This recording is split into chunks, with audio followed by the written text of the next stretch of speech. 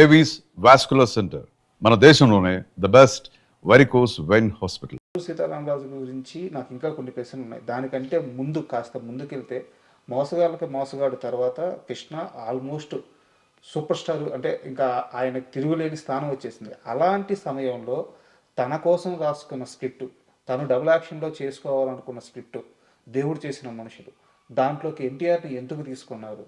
ఎన్టీఆర్ని తీసుకొని మళ్ళీ అదే సినిమా వల్ల ఎన్టీఆర్తో ఎందుకు గొడవ పడాల్సి వచ్చింది?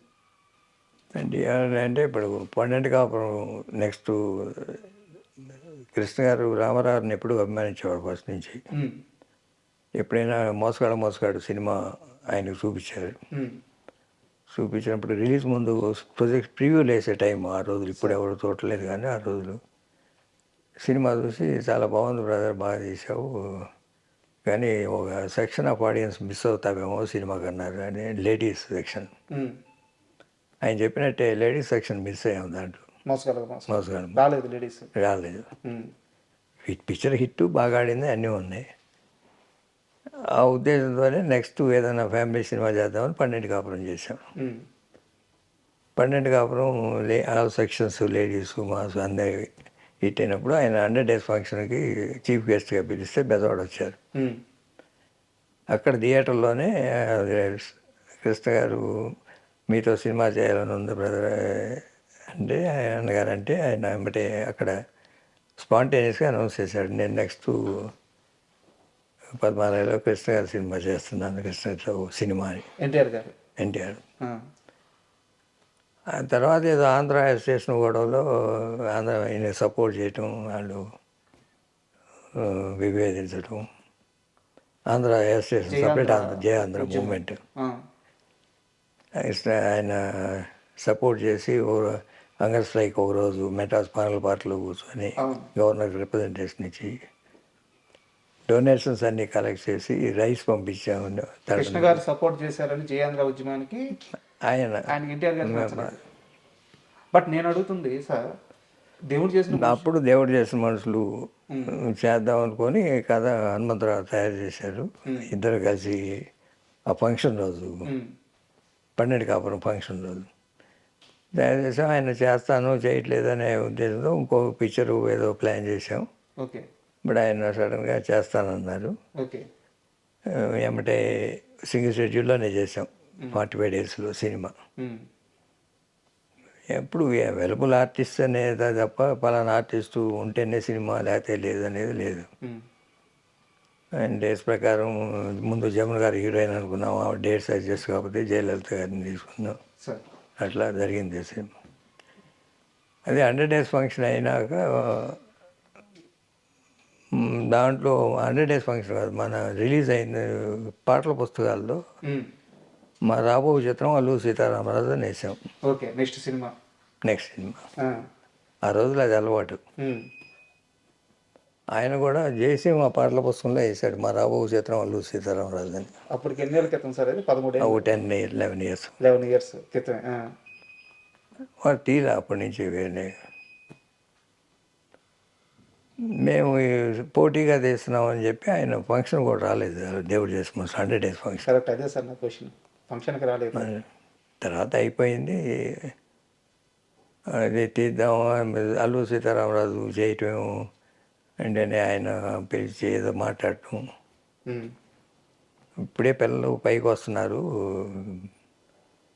అది దాంట్లో లేదు, ఏమి కమర్షియల్ ఇంగ్రీడియంట్స్ లేవు, దెబ్బతింటారనేది.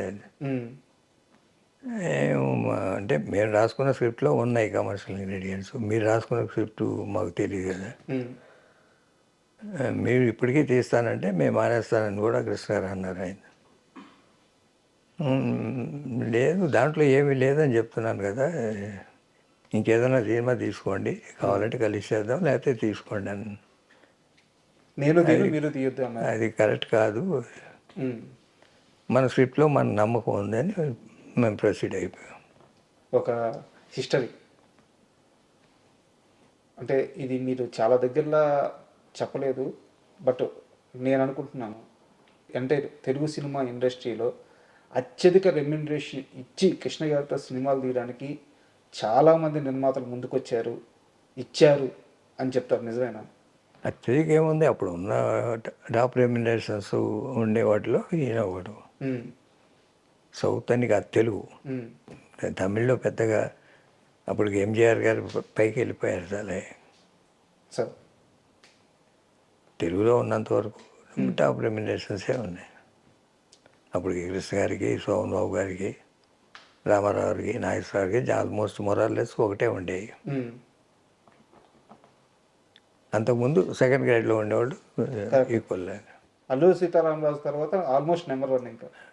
అవును. కానీ sir, Alluri Sitaramaraju climax sir, ఆ డైలాగ్స్, కృష్ణ గారు చెప్పిన తీరు, ఆయనే డైరెక్షన్, అంటే ఈ తరం పిల్లలకి, రాబోయే తరం పిల్లలకి అసలు అల్లూరి సీతారామరాజు గురించి తెలియాలంటే ఆ సినిమా ఒక నిఘంటు అయిపోయింది. మీరు కానీ ఆ రోజు సాహసం చేసి అల్లూరి సీతారామరాజు సినిమా తీయకపోయి ఉంటే ఇప్పుడు చాలామంది పిల్లలకి ఇంత గొప్పగా అయితే తెలిసేది కాదు. మీరు కొట్టింది ఒక సక్సెస్ మాత్రమే కాదు, ఒక తరానికి ఒక వీరుడు గురించి గుర్తుండిపోయేలా చేశారు అన్ని తరాలకి. అవును, చరిత్రలో ఆయన క్యారెక్టర్ నిలిచిపోయింది కదా ఆ సినిమాతో. లేకపోతే అల్లూరి సీతారామరాజు అంటే జనానికి పెద్దగా అవును, ఈ స్థాయిలో తెలిసేది కాదు.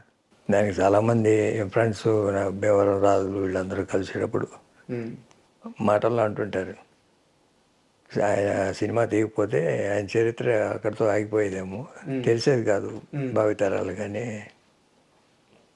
భావితరాలకు తెలియటానికి ఆ సినిమా ఉపయోగపడింది ఆయన చరిత్ర గురించి. సార్, కమర్షియల్గా ఎలా వర్కౌట్ అయింది సార్ సినిమా? కమర్షియల్గా పెద్ద హిట్ కదా ఆ రోజున. ఉన్న కమర్షియల్స్ అన్నిటినీ దాటి కలెక్ట్ చేసింది ఇండస్ట్రీ రికార్డు.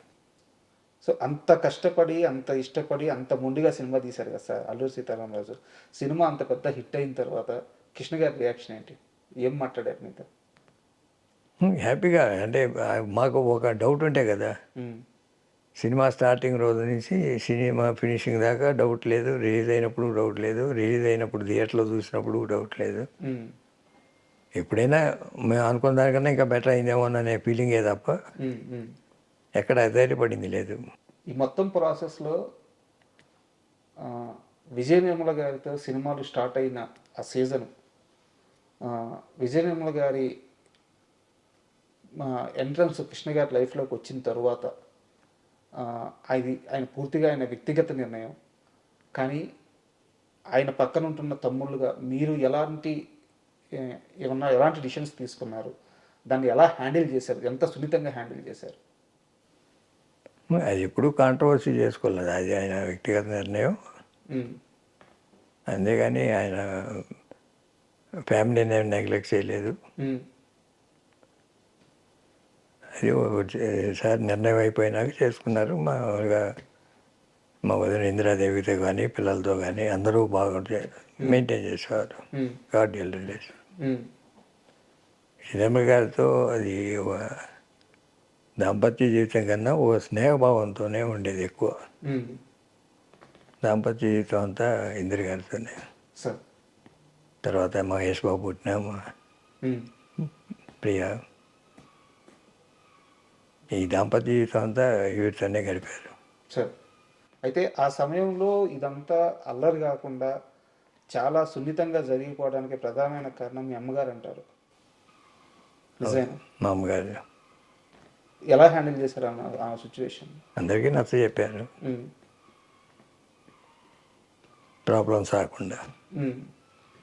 కోడలకి ఎలా నచ్చ చెప్తున్నారు? అన్నీ అందరితోనూ బాగా మెయింటైన్ చేశారు ఆవిడ ఉన్నంతకాలం. బట్ ఇది నిజమో కాదో నాకు తెలియదు సార్, నేను వినింది అడుగుతున్నాను. మీకు సమాధానం చెప్పాలనిపిస్తే చెప్పండి, లేకుంటే లేదు, వదిలేసేయండి.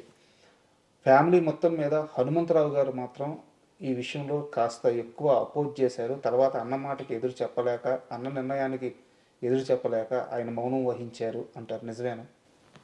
కరెక్ట్. అసలు ఆయన ఎప్పుడు ఇన్వాల్వ్ అవ్వలేదు.